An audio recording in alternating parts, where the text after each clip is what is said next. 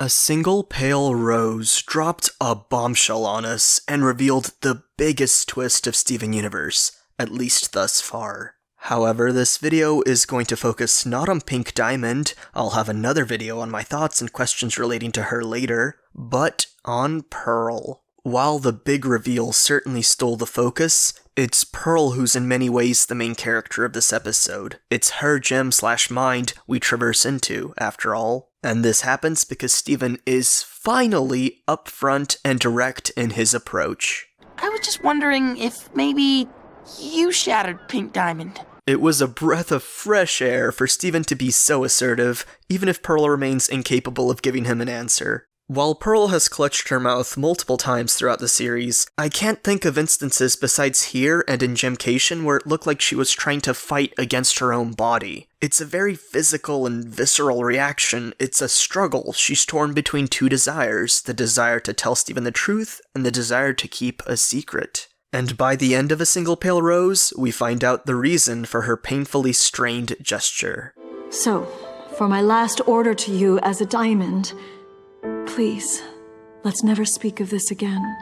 Although we now know the reason for Pearl being unable to bring herself to speak, the episode doesn't reveal the mechanism behind it. Perhaps a diamond's order to her Pearl is hard-coded so that Pearl is physiologically incapable of speaking about what happened that day. Or maybe our Pearl simply holds the promise to such high regard that she's erected her own mental barrier that she's incapable of breaking through, meaning this response is due to Pearl's own feelings. I personally thought it was more of the latter, but the supervising director for the show has answered online that it's more like the former. A Pearl has to obey the commands of the owner she's made for. Which, woof. You'd think Pink Diamond could just ask Pearl to promise her never to speak of their secret, but no, she chose to give Pearl an order. Whew, poor Pearl. At least Pink asked Pearl to be part of the plan, although it was more like goading, and the power imbalance and master-servant relationship raises even further issues. But at the very least, Pearl agreed to the plan, whereas she never had a choice about agreeing to never speak of that day again. Pearl being incapable of speaking about the issue is why Steven ends up having to go inside Pearl's Pearl. We knew Lion had a pocket dimension that's now tied to Lars, but it seems an actual gem being has a multitude of pocket dimensions within their gem, making it far more complex than the end result of the rosification process performed on Lion and Lars. I'm sure many of us are now wondering what the pocket dimensions inside other gems look like, and I'm curious whether we'll travel into any other gems before the series ends. Anyway, Pearl's phone is missing because an intercompartmentalized representation of Pearl has apparently snatched it, unbeknownst to the real Pearl. Which, of course, calling the Pearl manifested in the real world the real Pearl might be a little disingenuous, seeing as how she's likely a construct based on the emergent properties of all the intercompartmentalized pearls that represent the whole Pearl, meaning every Pearl we saw is still real, but fragmentary. It does get a bit confusing to talk about, but I'm a very big fan of how the mechanisms at play were shown and not told, as it allows for a rich bounty of interpretations for how Gem's mind works.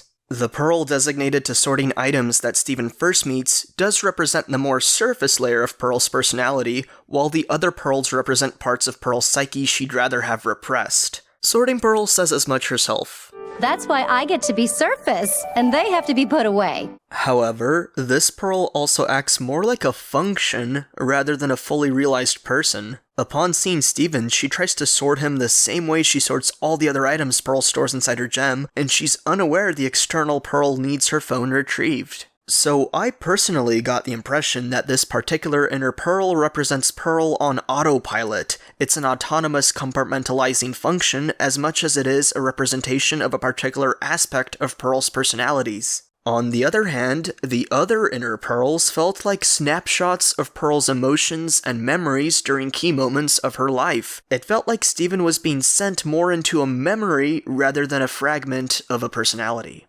If they wanted to, the creators of the show could have easily gone with a classic Freudian model of the psyche with Pearl representations that reflect the superego, ego, and id, and while this may have provided a more well-rounded character study of Pearl, I liked the more ambiguous route they chose. A mind is a complicated thing, and I think the portrayal chosen here allows for a much wider freedom of expressing different parts of a mind. Steven was traversing functional components, memories, at times certain emotional states, and I had a lot of fun with that.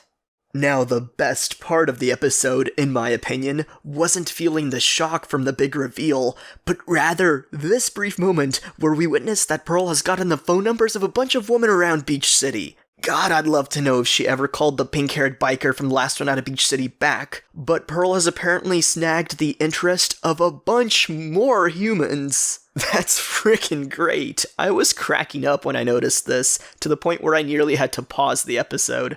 Switching from that lighthearted topic to an extremely dreadful one, the scene where Steven confronts Pearl after she lost nearly all her comrades is really chilling to me. There was a bright light, and everyone was... Why did I do it?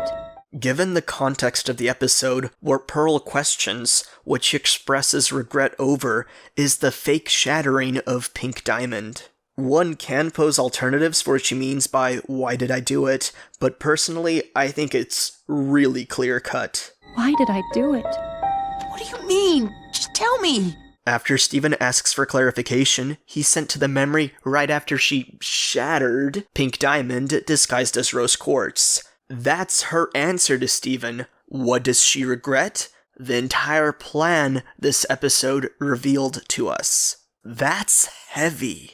Pearl already had to deal with the trauma of essentially having to be the one who removed her own diamond from existence. Pink lived on as Rose, of course, but it's still a severe symbolic act, and one that was not easy on Pearl. Just look at her tears after the act was done. But on top of that, this plan was supposed to free the Earth from Homeworld. Blue and yellow don't care. They never have. This is Pink Diamond's colony.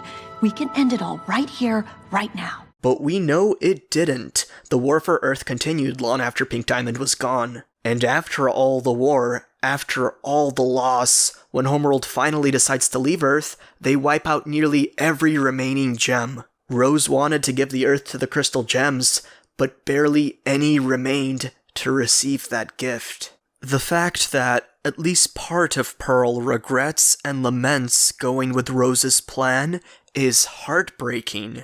This line of dialogue was the one that resonated with me the most out of this episode.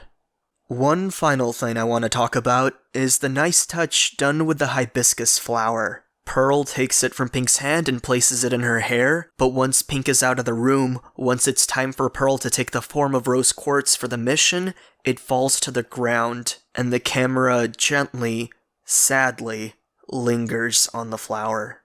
For me, it was a portrayal of how Pink Diamond thought they were doing something pure, good, and beautiful. Pearl will follow her diamond, will follow the person she loves, and will keep up the facade of support for as long as necessary, but she does not share the sentiment Pink does. Pink is excited to become Rose. Pink is excited for all the changes that will follow this event. But Pearl does not see this event as something pure, good, and beautiful. Pearl's feelings are far more complex and conflicted. So yeah, I loved how much Pearl content we got from this episode. We got some Pearl humor, we got an understanding of how Pearl compartmentalizes inside her gem, we got to feel Pearl's emotions at multiple key points in her life, and of course we have a new understanding and a new context for her relationship with Rose Quartz. And for all my thoughts about Rose Quartz being Pink Diamond, well, for that, I shall see you in the next video. Bye bye.